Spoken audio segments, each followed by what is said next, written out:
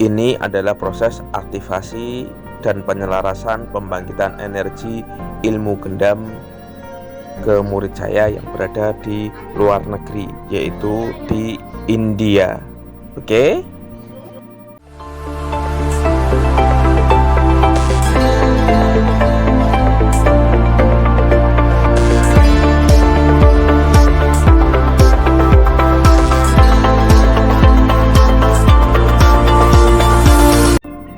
Gendam yang saya ajarkan di sini lebih ke gendam untuk terapi dan penyembuhan untuk berbagai kasus penyakit psikis dan psikosomatis dan membantu proses penyembuhan penyakit fisik.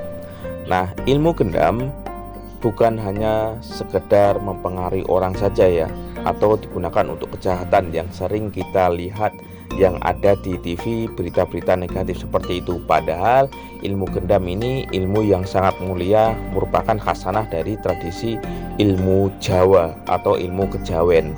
Dan ilmu gendam, misal ini gendam sirep ya, ilmu sirep. Nah, ilmu sirep ini dulu digunakan untuk membantu proses agar anak itu tidur ya. Zaman dulu ada anak yang rewel ketika lahiran atau masih kecil. Nah, itu kan ada anak yang tidak tidur sampai larut malam, sehingga orang yang menjaganya kecapean, terutama ibu dan suaminya. Dan ilmu gendam sirep ini digunakan untuk menyirap anak agar anak itu tidur ya, sehingga tidurnya nyenyak dan bisa beraktivitas seperti biasa orang tuanya.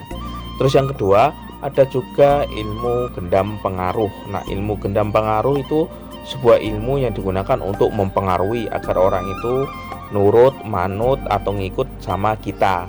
Dan itu biasanya digunakan untuk membantu proses penyembuhan, untuk menenangkan suatu kondisi, misal kesurupan atau orang dalam gangguan penyakit kejiwaan.